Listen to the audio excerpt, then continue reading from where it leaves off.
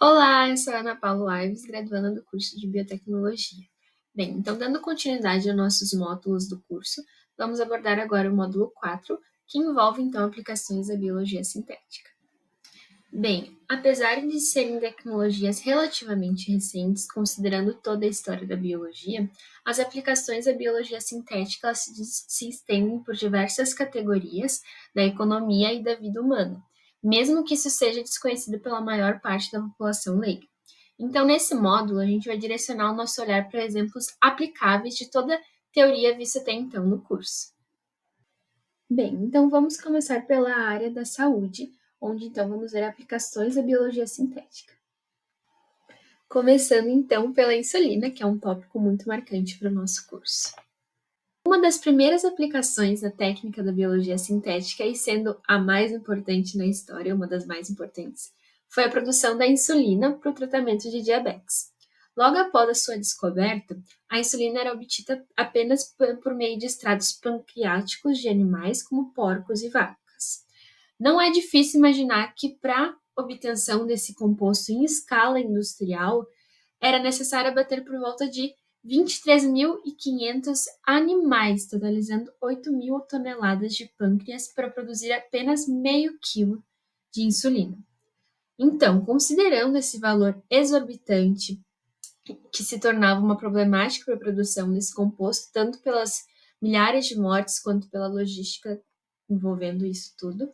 Por isso, no final dos anos 1970, Goldel e seus colegas desenvolveram uma maneira alternativa. Pela primeira vez foi produzida uma proteína de interesse farmacêutico através de DNA recombinante, ou seja, foi inserido um gene codificante para a insulina humana, Escherichia coli, para a multiplicação e produção do composto em vivo.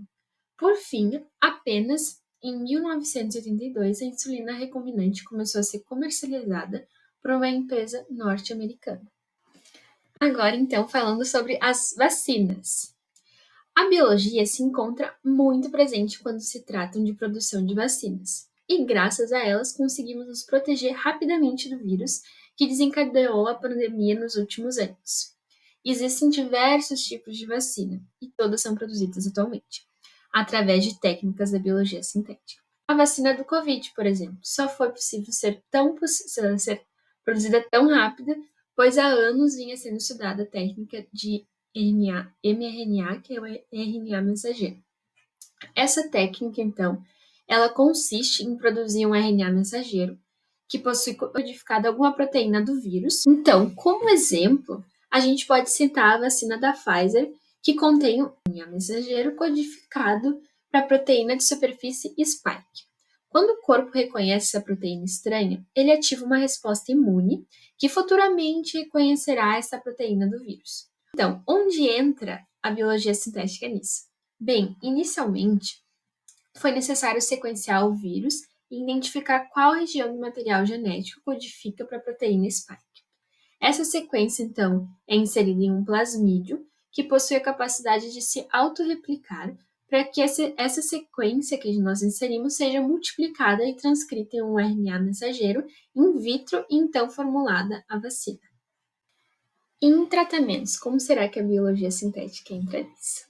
Bem, a biologia sintética ela vem sendo amplamente utilizada no desenvolvimento de tratamentos para diversas doenças. Estudos envolvendo terapias gênicas têm trazido esperanças em relação a doenças que até então não possuíam perspectivas de tratamento.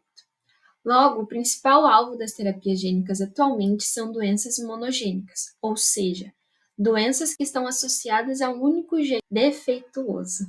O mecanismo utilizado se baseia na ideia de substituir esse gene que tem gerado problema ao organismo.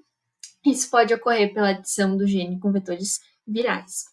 Algumas doenças estudadas são as neurodegenerativas, como Alzheimer ou Parkinson, e doenças autoimunes, como imunodeficiência combinada grave e diferentes tipos de câncer. Então, uma outra área que a biologia sintética atua é na nossa alimentação. Sendo este também provavelmente um dos tópicos mais polêmicos dessa aula, possivelmente por estar em contato direto com a população leiga no assunto. E, apesar da demonização dos produtos transgênicos, essa tecnologia trouxe avanços importantes nessa categoria. Dentro, então, da alimentação, nós podemos citar a nutrição humana e plantas existentes. Bem, com o uso da engenharia genética, foi possível transformar alimentos presentes em nossa rotina alimentar em produtos mais nutritivos, auxiliando assim a combater déficit nutricional da população. Então, um grande exemplo, frequentemente citado nesse assunto, é o Golden Rice. Bem, esse alimento ele foi criado através do melhoramento genético, se tornando mais rico em nutrientes para suprir então a carência nutricional daquelas sociedades que possuem em sua base alimentar principalmente arroz, visto que arroz não é muito nutritivo por si só.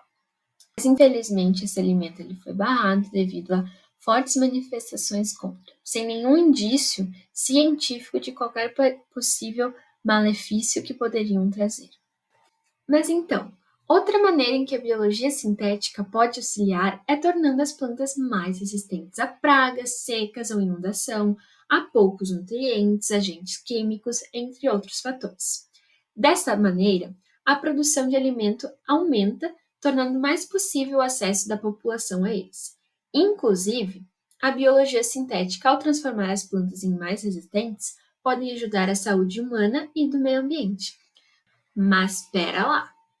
Vale ressaltar que, apesar de serem comumente abordados juntos, transgênicos nada têm a ver com agrotóxicos. São coisas completamente diferentes e independentes, ok?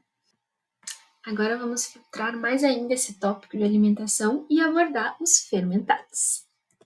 Bem, diversos alimentos presentes em nossa alimentação são produzidos ou diversificados através da fermentação deles, como pão, queijo, vinho, cerveja, iogurte e entre outros alimentos. Bem, todos esses alimentos são produzidos por micro-organismos que vêm sido grandes alvos do desenvolvimento biotecnológico. Através do melhoramento genético, novamente, é possível otimizar esses processos e diversificar sabores e nutrição. Então, agora vamos falar sobre a indústria, outra área que a biologia sintética pode atuar. Até agora, nós falamos sobre saúde e alimentação. Então, vamos começar falando sobre biocombustíveis nessa área da indústria. Bem, não é novidade para ninguém a problemática do consumo de combustíveis fósseis. Apesar da sua alta eficiência energética, a extração e o consumo destes traz grandes impactos ambientais, sendo recursos não renováveis. Tendo isso em mente, pesquisadores buscam desenvolver a produção de combustíveis através de maneiras alternativas, sem ser a extração de petróleo, por exemplo. E, novamente, o melhoramento genético e o desenvolvimento de rotas bioquímicas de micro-organismos fermentadores permitiu que diferentes categorias de combustíveis fossem geradas. Inicialmente, biocombustíveis começaram a ser produzidos utilizando a matéria-prima, como cana-de-açúcar, milho, trigo, entre outros, que eram então fermentados por micro-organismos convencionais. Isso acaba gerando um novo problema, pois essas matérias-primas também são alimentos. Então, surge a ideia de buscar maneiras de fermentar açúcares de matérias-primas alternativas, como a celulose, por exemplo. Então, a biologia sintética se enquadra aqui justamente na otimização e produção de micro-organismos para possibilitar e facilitar a fermentação de biocombustíveis, que inicialmente não eram possíveis ou muito problemáticos com os organismos até então utilizados. E agora, então, vamos falar sobre outros compostos que podem ser utilizados para aplicações de biologia sintética. Bem, então, como sabemos, há uma infinidade de compostos que podem ser produzidos por organismos naturais e geneticamente modificados. Alguns dos produtos que podem ser citados são pineno, limoneno, metanol, C75, diaminas, lactonas, entre outros compostos. E por fim, então, um tópico bem emergente e discutido atualmente é a crise climática. Então, vamos ver as aplicações de biologia sintética nesse ramo. Começando, então, pela biorremediação. Com a industrialização e globalização, a disseminação de poluentes é generalizada no mundo inteiro. Sabe-se também que esses poluentes, quando expostos aos seres vivos, de maneira geral, podem acarretar em grandes problemas de saúde e desequilíbrio ambiental. Com isso, se faz necessário a retirada desses poluentes do ambiente. Mas aí surge a pergunta: mas como? E a resposta, a biologia sintética tem uma solução para isso, alternativas para resolver esse problema.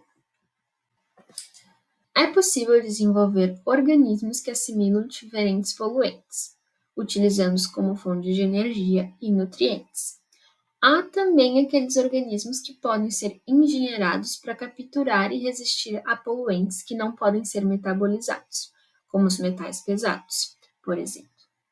Então, após a captação, basta retirar esses organismos do ambiente e fazer o destino correto deles. Por último, também é possível remediar ambientes poluídos através de reações enzimáticas, ou seja, produzindo enzimas laboratorialmente e as liberando no meio ambiente, sem risco de extravasamento de OGMs, que são organismos geneticamente modificados. E outro tópico também abordado na crise climática são os biosensores. Grande parte das vezes, os poluentes e agentes químicos presentes no ambiente estão invisíveis a olho nu. Por isso, é necessário mecanismos para detectá-los no ambiente. E um tipo de biosensor desenvolvido, ele consiste em umas células com receptores de membrana, que então capturam o elemento-alvo a ser identificado.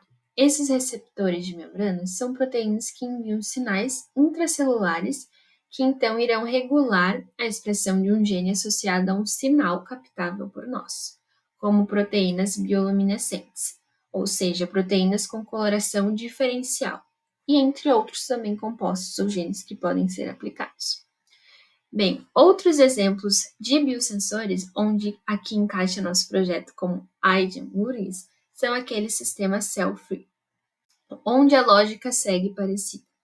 Este biosensor se trata de um circuito gênico, onde há, em um único vetor, a expressão de uma proteína que, quando se liga ao alvo a ser detectado, se torna ativa, atuando como reguladora na expressão de outra proteína, que, por sua vez, é responsável pelo sinal de cor ou luminescência.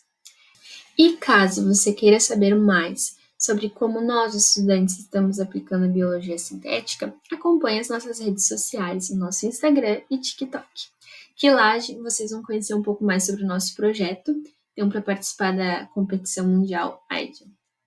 Então chegamos ao fim desse vídeo. Nós passamos por 4 tópicos importantes que a biologia sintética é inserida, incluindo eles a saúde, a alimentação, a indústria e a crise climática. Então, todos esses tópicos vistos, nós podemos concluir que a biologia sintética ela traz possibilidades quase infinitas, possuindo múltiplas aplicações ainda nem imagináveis. É inegável também que essa área da ciência possui muito espaço no presente e futuro da nossa sociedade.